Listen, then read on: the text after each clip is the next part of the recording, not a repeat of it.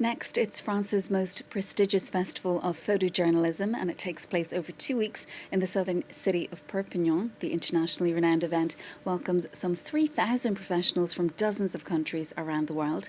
Well, to take a closer look at the Visa de l'Image, we're joined by Romanian photographer and human rights activist Mugur Vărzariu. Thank you so much for being with us on the programme this morning. Your work is being featured in an exhibition at this year's festival. Tell us about the photos that are going to be appearing or that are appearing in Perpignan and why you decided to focus on the Roma community. Thank you so much and good morning. Thank you for having me today. First of all, it's an honor to be exhibited at Visa. And this is a culmination of 14 years of work, of social work and activism. And in a way, I have to say it's linked to France because my work with the Roma was triggered by the former president Nicolas Sarkozy, who in 2010 decided to give 300 euros to the Roma to renounce to their right to travel and go back, return to Romania. And that was the moment when I, first of all decided to become a photographer, but I knew that the world didn't need another photographer. But it's the moment when I decided I can try to help understand some of these issues, which are not so easy to be understood. So I discovered the Roma in 2010, and with these issues, I slowly entered the world of love and pain and a lot of troubles, from forced evictions to early marriages to access to education, access to healthcare, their own judging system.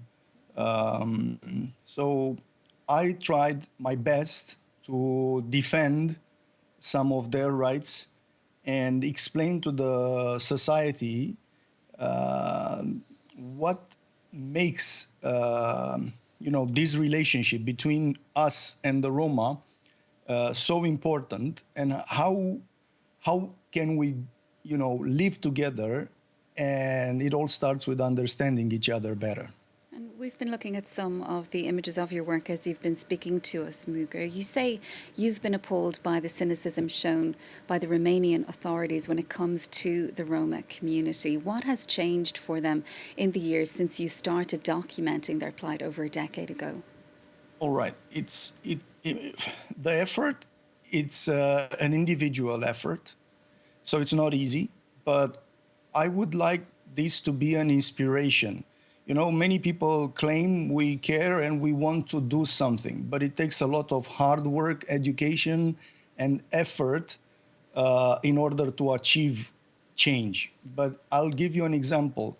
In Baia Mare, after 13 years of hard work, this year I have a final decision from the court to tear down a segregation wall. There are not many such walls throughout Europe that ever will withstand a demolition decision. Another example is at Eforia Sud, where after 10 years of constant presence and work, from 500 euros, I was able to give these little girls that you now see in these pictures, their parents, 25,000 euros and housing. So I believe that my pictures, I don't care truly if I'm one of the photographers, but through my writing, my work, and my social activism, I can prove to you that it's in everyone's power to make a difference. It is maybe small, but to their lives, it's huge. And if you look at the wall itself, it's a symbol of discrimination, segregation, hate, that it transcends the Roma people. It's a wall against every citizen of Europe and every citizen of the world. And it will come down. It will come down when everybody, from the local authorities to the NGOs, thought that nothing can be done. They gave up. Even um, eh, even the National Council Against Discrimination at one point said it's too late. We had our day in court and we lost. Nothing can be done, and I proved them wrong. So, you know, I believe change is happening, but it's hard to change things alone. But if more people will look at these examples, and I'm sure there are other examples throughout the world, we just need to look at them, and will understand one simple thing, that you have the power to change the things. You don't need to wait for the government. You don't need to wait for your president. You don't need to wait for an NGO. You don't need to wait for anybody. You can do it if you want.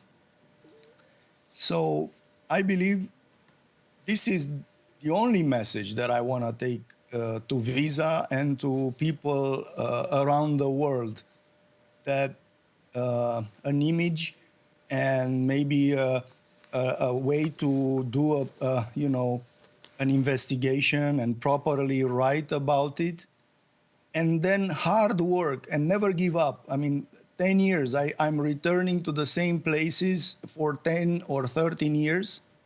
It pays off, and the results, some would say, are incredible.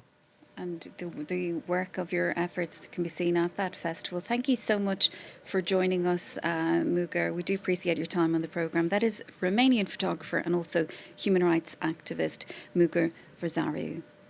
Thank you so much. Thank you.